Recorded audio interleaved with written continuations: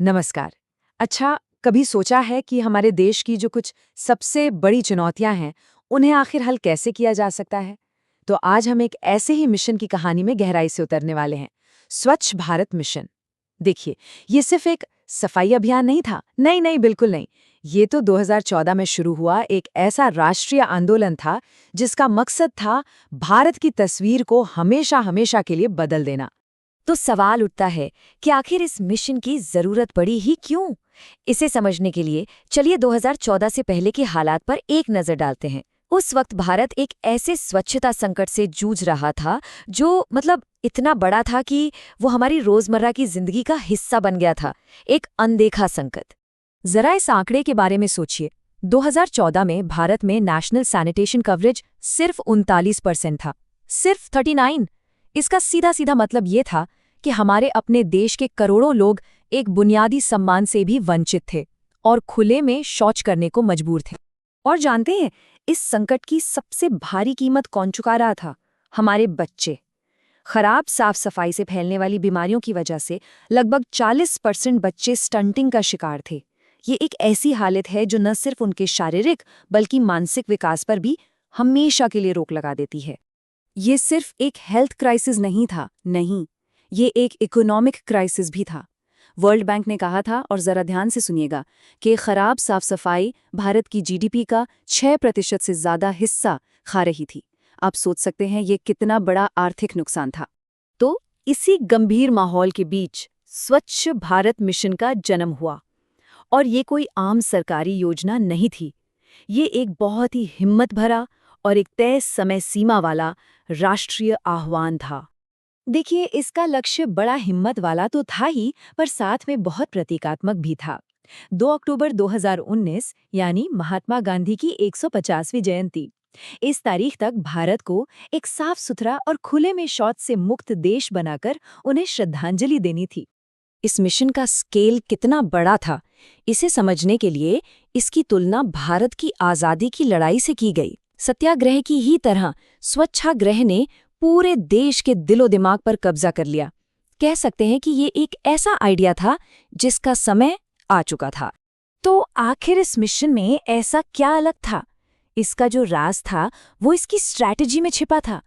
ये मिशन सिर्फ ईंट कार्य का नहीं था, ये सोच और मान्यताओं का था। बात सिर्फ टॉयलेट बनाने की नहीं थी, बल्कि लोगों को उन्हें इस्तेमाल करने के लिए प्रेरित करने की थी। और इस मानसिक क्रांति को हकीकत में बदलने के लिए जमीन पर एक पूरी सेना तैयार की गई, स्वच्छाग्रही। ये कौन थे? ये स्वच्छता के वो सिपाही थे जिन्हें हर गांव में जाकर बिहेवियर चेंज की, यानी व्यवहार में बदलाव की अलग जगाने के लिए ट्रेन किया गया था।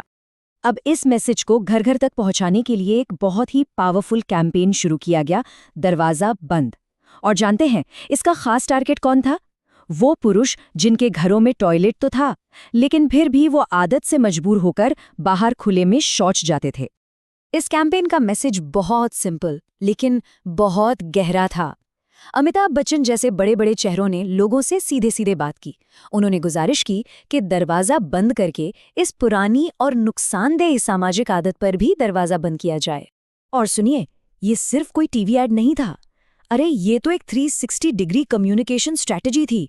बॉलीवुड की फिल्में, सोशल मीडिया, मोबाइल स्वच्छता रथ, पेंटिंग कंपटीशन, हैकाथॉन, हर मुमकिन तरीके का इस्तेमाल किया गया ताकि साफ सफाई पूरे देश में बातचीत का एक बड़ा मुद्दा बन जाए।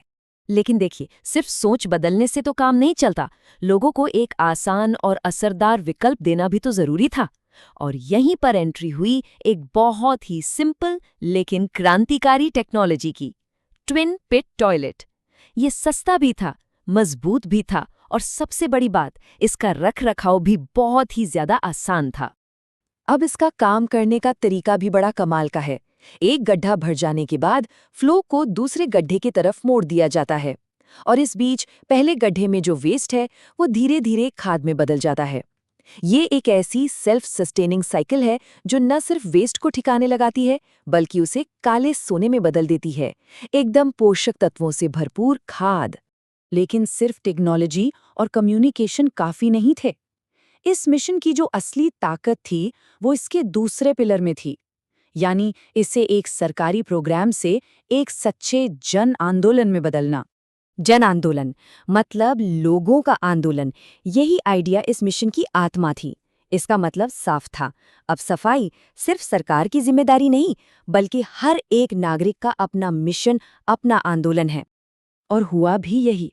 ह्यूमन चेन से लेकर कम्युनिटी मार्च तक पूरे देश में लाखों लाखों लोग इस आवाज पर एक साथ खड़े हो गए। सफाई अब एक सामूहिक काम, एक तरह का साझा उत्सव बन गई। और इस आंदोलन में सबसे आगे कौन थे? हमारे युवा। 2,40,00,000 से भी ज्यादा बच्चों ने एक नेशनल पेंटिंग कंपटीशन में हिस्सा लिया और अपनी कला से एक साफ सुथरे भारत का सपना दिखाया। ये बच्चे बदलाव के सबसे पावरफुल एजेंट्स बन गए। तो सवाल ये है कि क्या ये सब काम कर रहा था? चलिए 3 साल बाद यानी 2017 में चलते हैं और देखते हैं कि आंकड़े क्या कहानी बता रहे थे। इस जबरदस्त मेहनत का नतीजा क्या निकला? और नतीजे सच में हैरान करने वाले थे। गांव में साफ सफाई का कवरेज जो 2014 में 39% था, वो सिर्फ 3 साल में बढ़कर लगभग 70% हो गया। ये एक तरह से एक पीढ़ी की छलांग थी। ये आंकड़े इस मिशन के जबरदस्त स्केल को दिखाते हैं। लगभग 5 करोड़ नए घर के टॉयलेट, 2.5 लाख से भी ज्यादा गांव खुले में शौच से मुक्त। ये वाकई में एक बहुत बड़े निर्माण और बदलाव की कहानी थी। और अब आता है सबसे जरूरी आंकड़ा, वो आंकड़ा जो ये साबित करता है कि लोगों की सोच बदल रही थी। एक इंडिपेंडेंट सर्वे ने बताया कि 91% से ज्यादा लोग जिनके पास टॉयलेट था, वो असल में उसका इस्तेमाल भी कर रहे थे। मतलब आदतें बदल रही थीं। आखिर में ये मिशन महात्मा गांधी के देखे हुए एक सपने को पूरा करने के बारे में था। एक ऐसे भारत का सपना जो सिर्फ आज़ाद ही नहीं बल्कि साफ सुथरा भी हो। एक ऐसा भारत जहां हर नागरिक सम्मान के साथ जी सके। तो कहानी यहीं खत्म नहीं होती। करोड़ों टॉयलेट बन गए और एक क्रांति की शुरुआत भी हो गई। लेकिन असली चुनौती तो अब शुरू होती है। आदतों में आए इस जबरदस्त बदलाव को हमेशा के लिए एक हकीकत कैसे बनाया जाए? ये एक ऐसा सवाल है जिसका जवाब हम सबको मिलकर खोजना होगा।